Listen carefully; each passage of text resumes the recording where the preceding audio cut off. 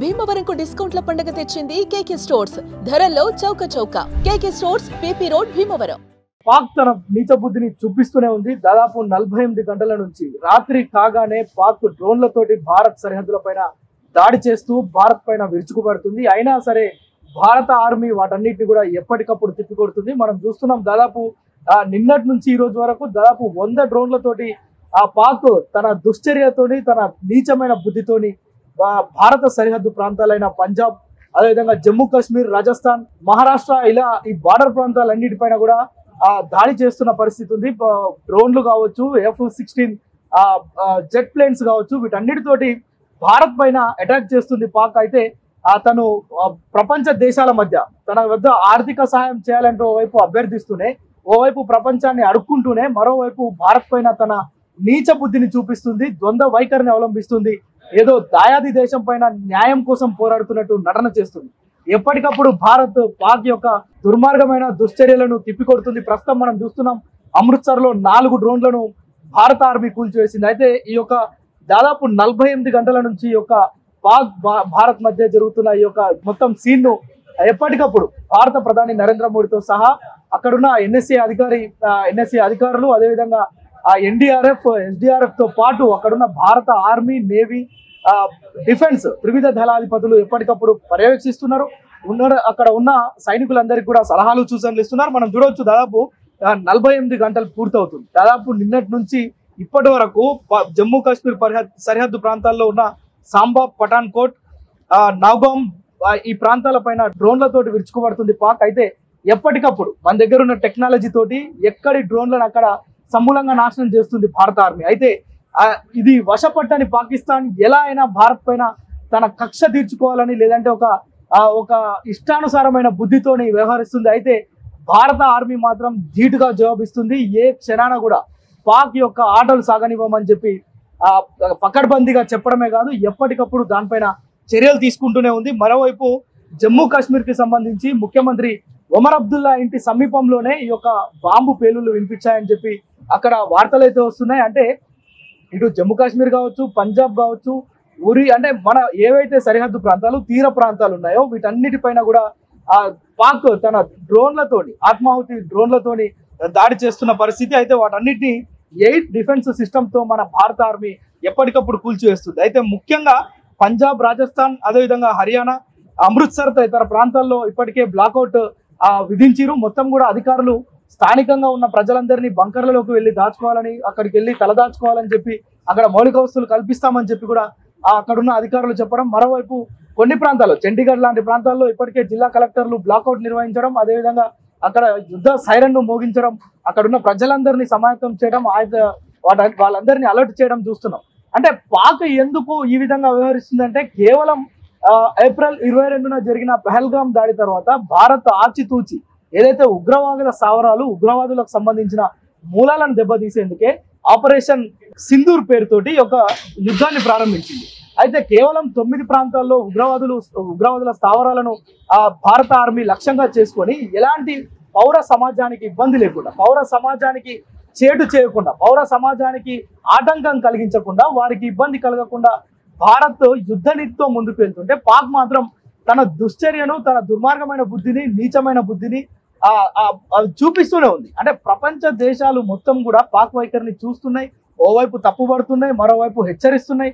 ప్రపంచ శాంతి కోసం వారంతా కృషి చేస్తున్నారు. ఓవైపు అమెరికా కూడా ఇప్పటికీ పలుసార్లు పాకిస్తాన్ కు హెచ్చరించింది. ఏదైతే ఈ యొక్క అక్రమమైన యుద్ధ నీతి లేని ఈ దాడులు ఉన్నాయో, సామాన్య ప్రజలను ఇబ్బంది పెట్టే విధంగా పాక్ వ్యవహరిస్తుందో దీన్ని వెంటనే విరమించుకోవాలి.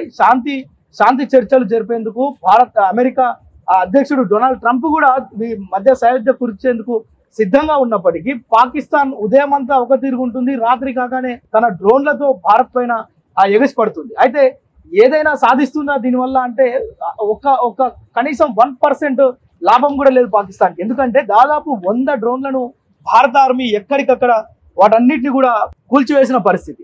ఇప్పటికే F-16, అదేవిధంగా F-16 SZ అలాంటి 3 ఫైటర్ జెట్లను కూడా భారత ఆర్మీ కూల్చివేసింది. అయినప్పటికీ కూడా ఇప్పటికీ పాక్ తన దుశ్చర్యను మాత్రం వీడట్లేదు, తన మొండి వైఖరిని వీడట్లేదు, తన ఉగ్ర బుద్ధిని పోనించుకోవట్లేదు.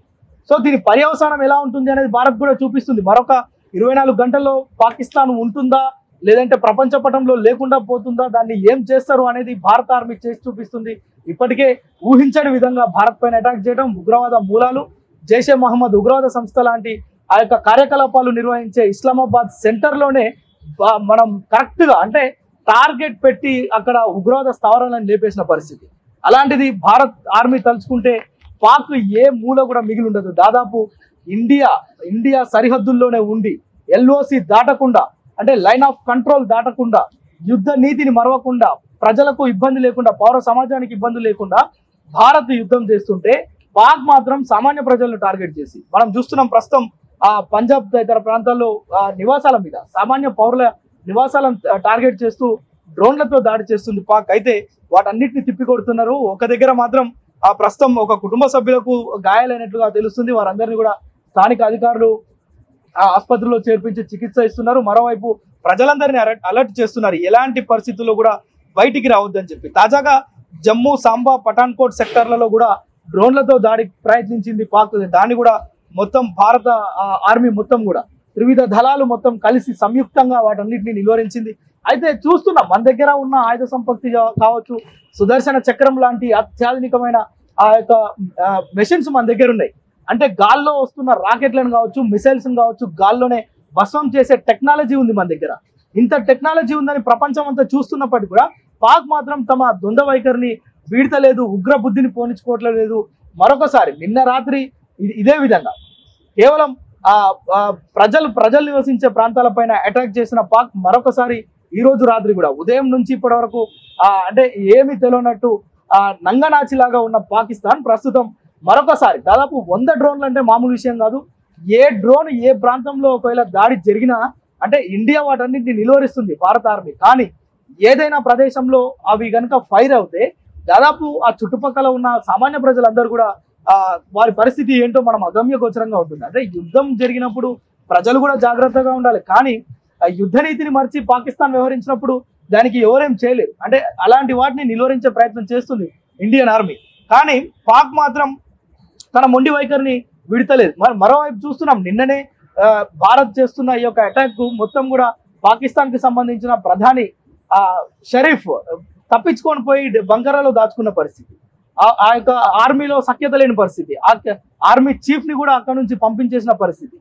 కానీ ఇప్పుడున్న ఉగ్ర మూకలనాలనా, వాళ్ళని చిల్లర మూకలనాలనా, ఇంకా ఇలాంటి దుశ్చర్యలకు పాల్పడుతున్న వారిని ఏమనాలనో మీరు ఒకసారి కామెంట్ చేయండి. మనం భారత్ సంబంధించిన ఆర్మీ అయితే మొత్తం ఈ యొక్క ఎంటైర్ సిచ్యువేషన్ లో ఎంత అలర్ట్ గా ఉందంటే ఉదయం లేదు, రాత్రి లేదు, నిద్రాహారాలు మారి మొత్తం కూడా భారత రక్షణ కోసం మొత్తం కూడా తమ జీవితాన్ని అక్కడ త్యాగం చేస్తున్న పరిస్థితి మనం చూస్తున్నాం.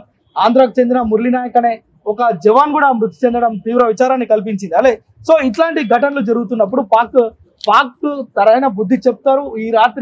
ఈ రాత్రి లేదంటే రేపు ఉదయం వరకు పాకిస్తాన్ ఉంటుందా, పోతుందా, ప్రపంచ పటంలో లేకుండా చేస్తుందా భారత్ అనేది మాత్రం వేచి చూడాల్సిన పరిస్థితి. సుమన్ టీవీలో మీ పర్సనల్ అండ్ బిజినెస్ ప్రమోషన్స్ కోసం కింది నెంబర్కి కాంటాక్ట్ చేయండి.